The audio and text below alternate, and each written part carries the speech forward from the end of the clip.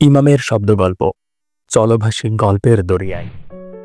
আসসালামু আলাইকুম, আমি ইমাম। আপনারা শুনছেন ইমামের শব্দগল্প।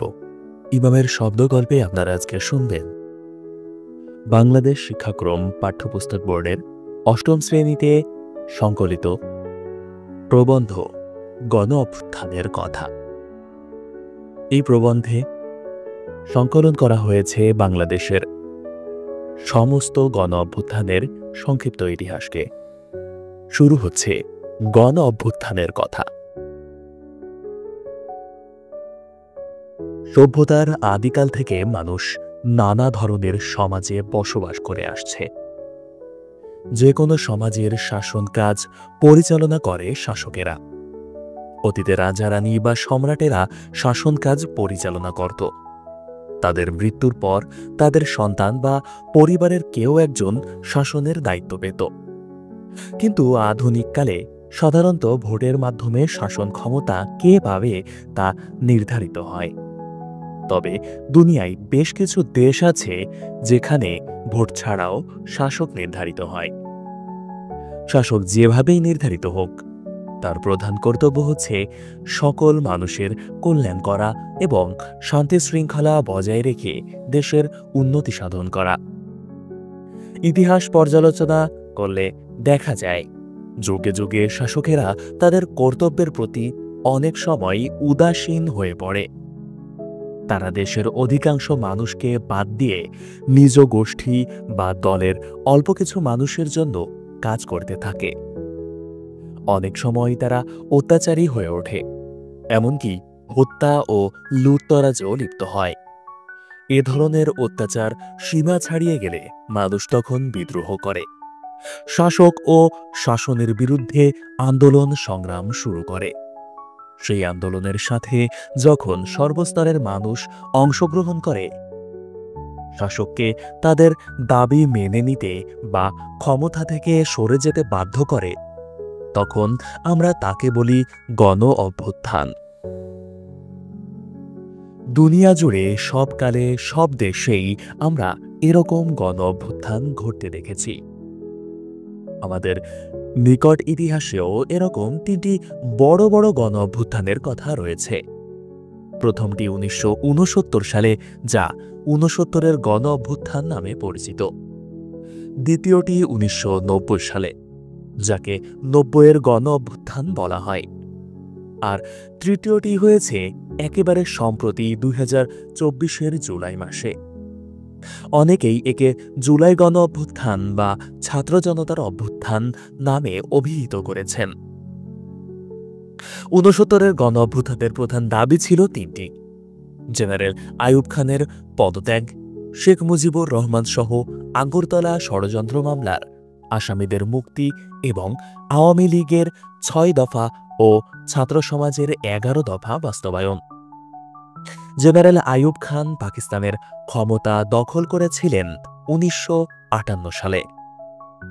তখন বাংলাদেশের নাম ছিল পূর্ব পাকিস্তান। এখনকার পাকিস্তানের নাম ছিল পশ্চিম পাকিস্তান। আইয়ুব খানের সরকার শিল্প, বাণিজ্য, চাকরি বাকরি সহ সকল ক্ষেত্রে পূর্ব পাকিস্তানের প্রতি চরম বৈষম্যের নীতি অনুসরণ করত। এই বৈষম্যের বিরুদ্ধে শেখ মুজিবুর রহমান 6 দফা ঘোষণা করেন। তখন আইয়ুব খান মিথ্যা মামলা দিয়ে তাকে কারাবন্দী করে রাখেন। 1968 সালের শেষ দিকে আইয়ুব খান পদত্যাগের দাবিতে ব্যাপক আন্দোলন শুরু হয়। মওলানা আব্দুল হামিদ খান ভাসানী সহ ছাত্ররা এই আন্দোলনে নেতৃত্ব দেন। ছাত্ররা ছাত্র সংগ্রাম পরিষদ গঠন করে 11 দফা দাবি উত্থাপন করেন। এই আন্দোলনে কৃষক, শ্রমিক সহ মেহনতি মানুষের মুক্তির কথা জোরালোভাবে উচ্চারিত হয়। ফলে আন্দোলনে ছাত্র সমাজ ছাড়াও বাংলাদেশের সর্বস্তরের বিপুল সংখ্যক মানুষ রাস্তায় নেমে আসে। আন্দোলন দমন করতে পুলিশ গুলি চালায়।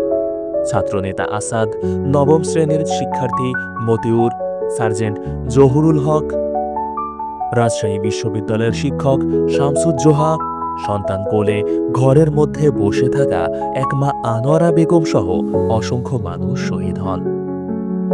সেনাবাহিনী নামিয়ে এবং কারফিউ জারি করেও মানুষকে নিবৃত করা যায়নি। ছাত্র, শিক্ষক আর মেহনতি মানুষের ব্যাপক আত্মত্যাগ ও অংশগ্রহণের ফলে 1969 সালে গণ অভ্যুত্থান সফল হয়। আইয়ুব খান পদত্যাগ করেন এবং শেখ মুজিবুর রহমান সহ রাজবন্দীদের মুক্তি দেওয়া হয়। আমাদের ইতিহাসে 69-এর গণ অভ্যুত্থানের গুরুত্ব অপরিসীম, কারণ এ অভ্যুত্থানেই 71-এর মুক্তিযুদ্ধের ভিত্তি স্থাপিত হয়েছিল। তারপর অনেক রক্ত ও ত্যাগের বিনিময়ে বাংলাদেশ স্বাধীন হয়েছিল। কথা ছিল বাংলাদেশ হবে সাম্য, মানবিক মর্যাদা ও সামাজিক সুবিচারের দেশ। সকল প্রকার বৈষম্য থেকে মুক্ত হবে এদেশের মানুষ। কিন্তু স্বাধীনতার পর এদেশের মানুষের আবার আশা ভঙ্গ হয়। বৈষম্য কমে না, সুবিচার মেলে না, হত্যা থামে না, দুর্ভিক্ষ দেখা দেয় এবং মানুষ আবার সর্বক্ষেত্রে অধিকার বঞ্চিত হতে থাকে। দ্বিতীয় গণ অভ্যুত্থান ঘটে 1990 সালে। 1982 সালে একটা নির্বাচিত সরকারকে জোর করে ক্ষমতা থেকে সরিয়ে বাংলাদেশের রাষ্ট্র ক্ষমতা দখল করেন জেনারেল হুসাইন মোহাম্মদ এরশাদ। দীর্ঘ 9 বছরের শাসনে তিনি এদেশের মানুষের সকল গণতান্ত্রিক অধিকার হরণ করেন।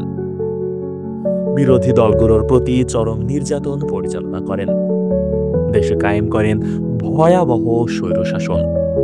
দুর্নীতি ও সন্ত্রাস ছিল তখনকার বাংলাদেশের সাধারণ চিত্র। এদেশের মানুষ তার শাসনকে শুরু থেকেই মেনে নেয়নি। ক্ষমতা দখলের অল্প দিনের মধ্যে 1983-84 সালে ঢাকা বিশ্ববিদ্যালয় সহ সারা দেশে ব্যাপক বিক্ষোভ সংঘটিত হয়। ছাত্রনেতা সেলিম দেলোয়ার সহ বহু হতাহতের মধ্য দিয়ে সে আন্দোলন দমন করা হয়। পরে 1987 সালে প্রতিবাদী জনতা আরেকবার আন্দোলনে ঝাঁপিয়ে পড়ে। নূর হোসেন বুকে পিঠে স্বৈরাচার নিপাত যাক, গণতন্ত্র মুক্তি পাক লিখে পুলিশের গুলিতে শহীদ হন।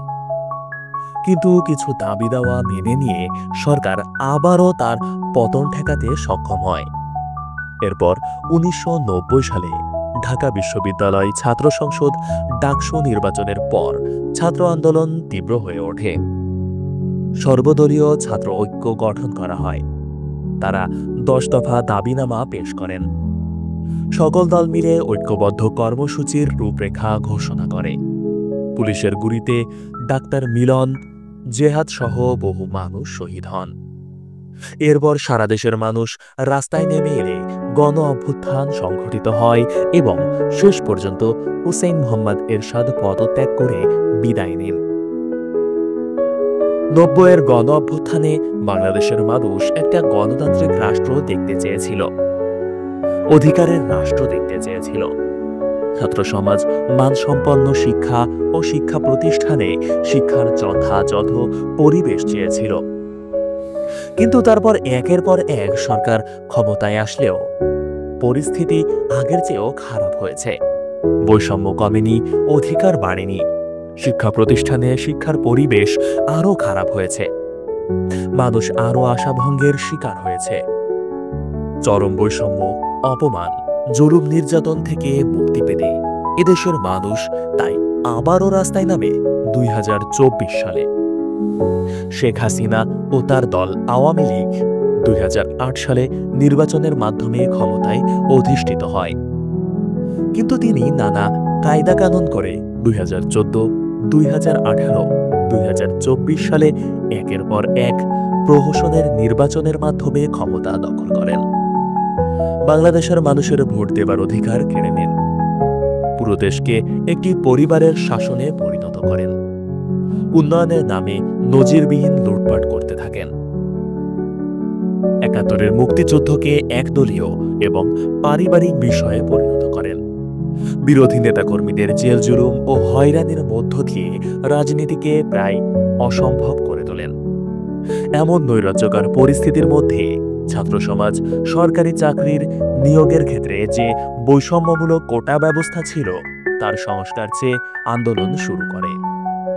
2018 সালে এই আন্দোলন তুঙ্গে উঠলে সরকার কোটা ব্যবস্থার সংস্কার না করে সকল ধরনের কোটাই বাতিল করে দেয়।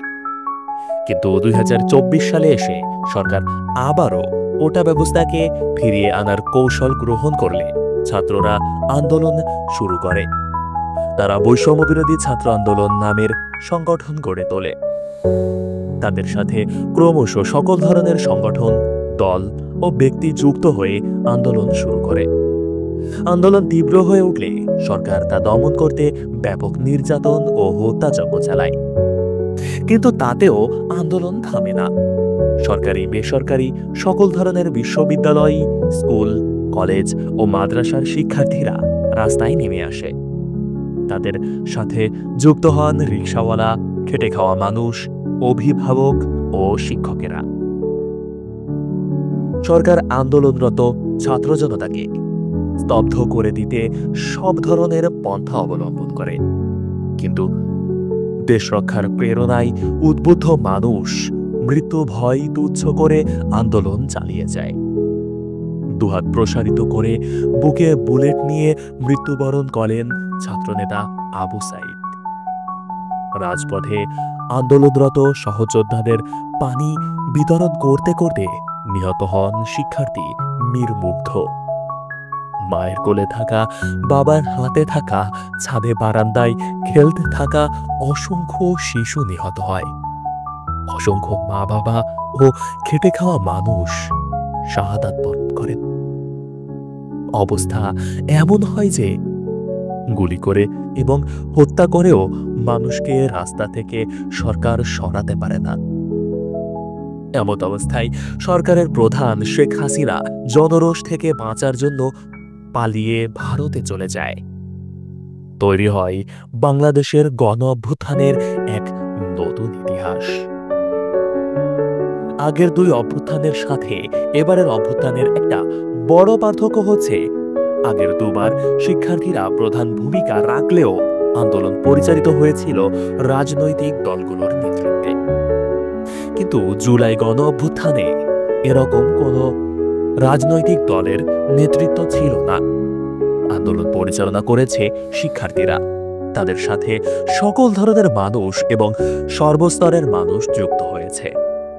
কিন্তু এত মানুষ রাস্তায় নেমেছিল কেন? হাজারো মানুষের জীবন দিল কেন?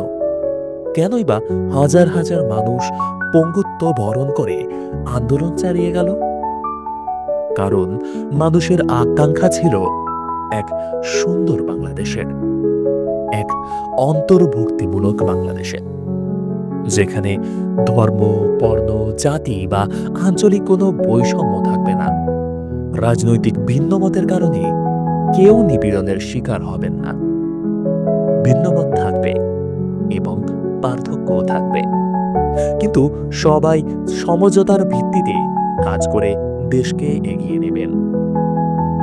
মনে রাখতে হবে, অভ্যুত্থানের মধ্য দিয়ে সরকারের পতন হলেই উদ্দেশ্য বাস্তবায়িত হয়ে যায় না। এজন্য আমাদের অনেক দায়িত্ব পালন করতে হবে, অনেক কাজ করতে হবে। সবাইকে পড়াশোনা করে মানুষ হতে হবে, দেশের দায়িত্ব গ্রহণ করতে হবে। সমাজ থেকে সব ধরনের অন্যায় ও বৈষম্য দূর করতে হবে। একটি সুন্দর, সমৃদ্ধ ও মানবিক বাংলাদেশ গড়ে তুলতে হবে। তবেই 2024-এর শহীদ ও আহতদের আত্মদান সার্থক হবে।